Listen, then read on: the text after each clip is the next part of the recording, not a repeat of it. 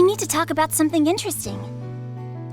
Almost a year later, with a lot already been said about it, I'm not ready to surrender Wonder Egg Priority's final episode as bad, and I'll tell you why. But first, we have to start somewhere a bit older than 2021. There was a time not so very long ago when American films were subject to strict ethics regulations.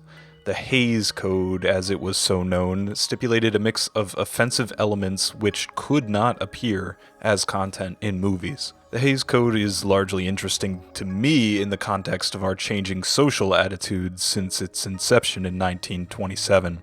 While censorship of interracial relationships and ridiculing the clergy are now hilarious anachronisms that were once banned, some content of the Hays Code, once restricted, are still such, considered obscene even today.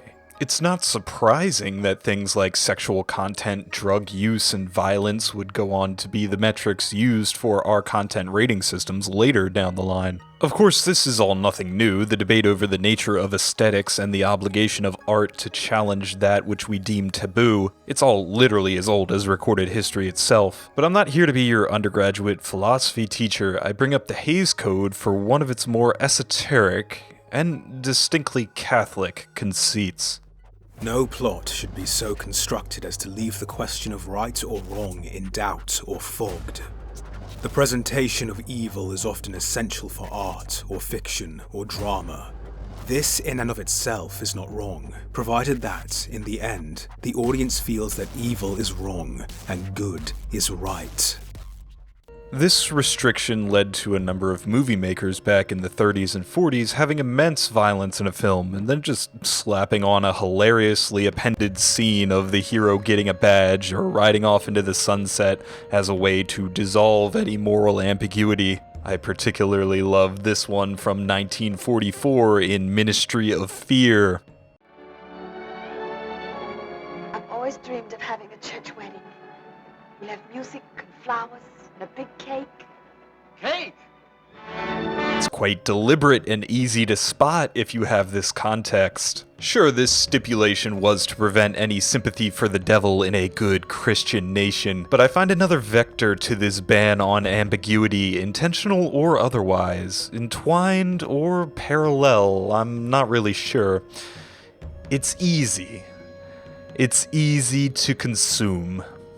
In an era of superhero blockbuster domination making us feel like Spider-Man. Because I will kill you and everybody you love. In an era of cancel culture where we try our hardest not to ask ourselves the questions of art versus artist. In an era where reformed felons still can't get a $12 an hour job at our gas stations. We sure are just as emphatically adverse to leaving the question of right or wrong in doubt as we were in 1927.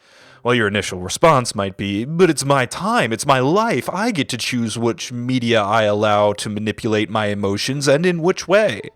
Sure, of course, yes, I enjoy more straightforward stories as well, and if we limit art in the other direction, we're just as bad as the Hays Code. There is always room for your Supermen and your Luffys in fiction. You're responsible as a valid human actor who exists in this world to know when you can't handle anymore, or to search out things that challenge your perspective when your pendulum swings too far to the side of simple media consumption. Take time to know the fun things are fun and enjoy them for that. I'm just saying we far too often don't hear the other side of the message. Take time to upset yourself as well. Here's the thesis. If you stick inside that simple bubble, you become less of a person. If you refuse to engage with the fact that one heinous act does not define a person, that killing a dog, say, is sometimes valid or necessary, and that there are situations which have no right answer, then you'll be at a loss when those experiences occur in your everyday life. If you reject complexity, you'll remain a child. As for me, I will absolutely claim The Cosby Show as genuinely wonderful television, and sexual perversion is a daily obligation for me, so I praise Haruhi and Marukami alike that on-screen fiction isn't conceptually restricted by the likes of the Hays Code anymore. To that end, I've got 2 stories for you. If you think we haven't nearly talked enough about the scare quotes ending of Wonder Egg Priority, by all means do continue on with this video. If you enjoyed the sultry British tones of voice you heard earlier in the episode and you'd like to hear that voice give some thoughts overall on Wonder Egg Priority and its failings, do check out the top quality video essayist KaiAfterKai, with who I collaborated to make this and its sister video. Or better yet, watch them both and subscribe.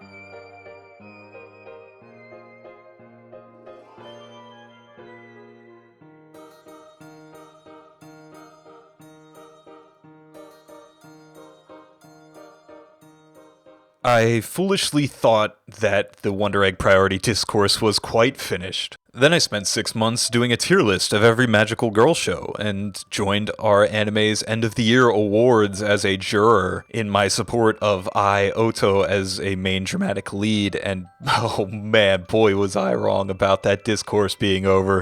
So now we have another opportunity. I wasn't ready for how the ending went down in the annals of anime history as, scare quotes again, bad.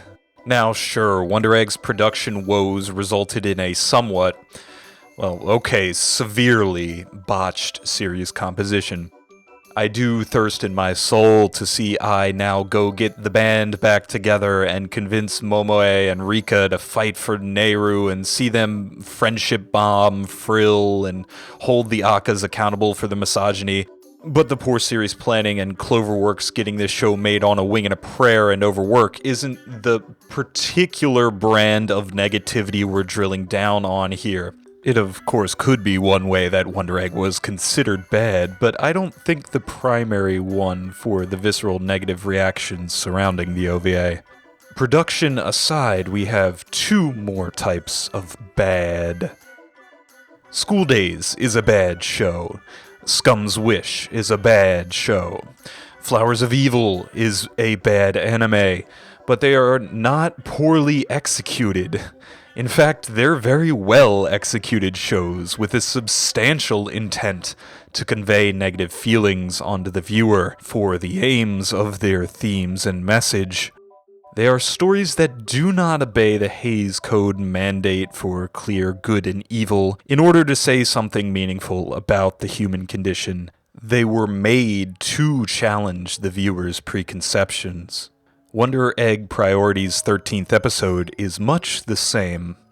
On one hand, we have the execution of said ending. This was not bad. The directing, shot composition, pacing, voice acting, music, etc. of episode 13 was wonderful.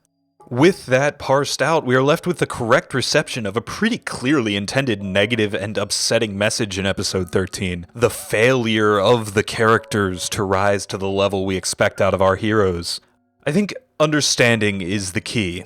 If we look at it this way, we can enter into this space of willingly being emotionally manipulated in a negative way for the purposes of empathy and voyeurism, without having our personages and worldviews directly attacked. Let's give the show the benefit of the doubt. Assuming that the show wants to upset us, does it do so well? And more importantly, what are its aims in doing so? The progression of character dynamics of Wonder Egg is to have the girls form these bonds based on their shared circumstances, then leverage their bonds to change perspectives and analyze their problems, then rise above them, being so enabled by the power of friendship. I will emphasize that Wonder Egg Priority goes so far out of its way to hammer this home, I'm not sure how it could be missable. Them at the arcade, the numerous group talking scenes, the personal problems each addresses and brings up in front of the others, Hell, I had a video all about girl talk takes priority over the plot for Momo's date at the start of episode 10. I put it up on my Patreon because I thought it was trite and obvious and it missed its window and didn't need to make a video about it. This is a friendship anime.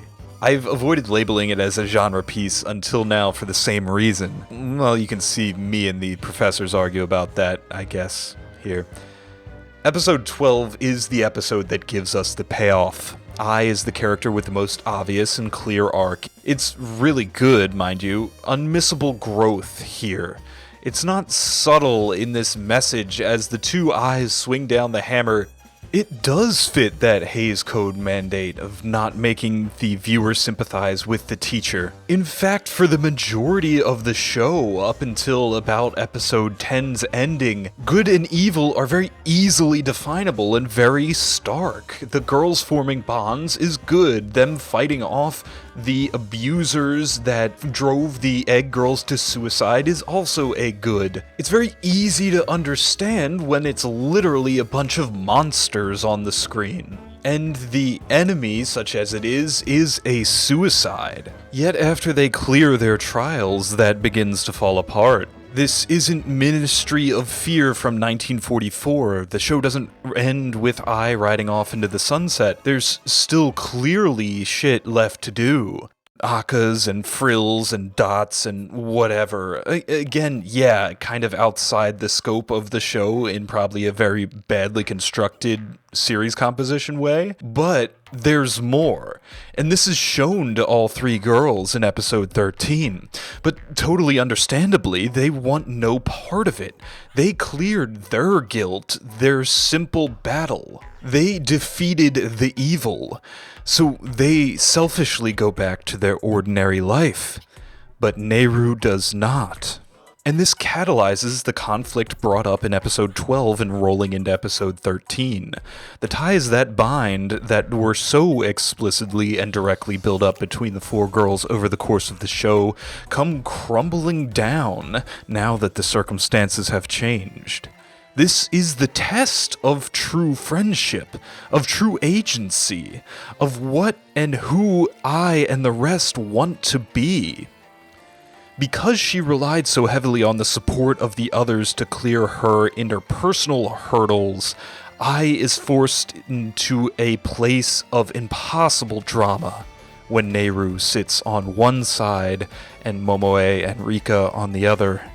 Neither is right or good, neither is a monster. Nehru is more noble to attempt to save Frill, but Momoe has done more than could be asked of anyone, and is not bad for wanting nothing more to do with the horrors of the task ahead. No one could accuse her of being a coward, and I could never ask either Rika or Momoe to continue. Add on to that the weight of the worthlessness and thanklessness of their task that we've been shown. The revived girls do not remember their circumstances or pain of death, and Ai soon finds that Koito was no true friend in the way that she now understands friendship through the other three. What even was the point? From a pure utilitarian perspective, one life is returned, but the emotional and physical toll was grievous, and we see that many times. Sure, they grew as people from their circumstances, but their personal trials are solved. The bad guy is defeated, as we see in their episodes. Momoe comes to terms with her gender, Rika her depression, Ai her trauma with her teacher, and Nehru her comatose sister. So, with their arcs completed and their stated goals achieved, why suffer anymore? The case for checking out is strong. Momoe and Rika aren't wrong, and Nehru isn't right, nor vice versa. And I cannot honor all three of her friends' wishes. She can only do this.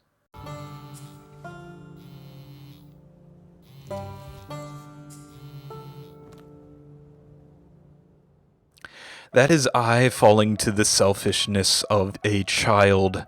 That is Ai saying her own desire to avoid pain is worth more than her relationship to Nehru. Oh my god. That is a terrible, difficult choice that the fantasy of the show has forced on her, and an incredibly poignant response.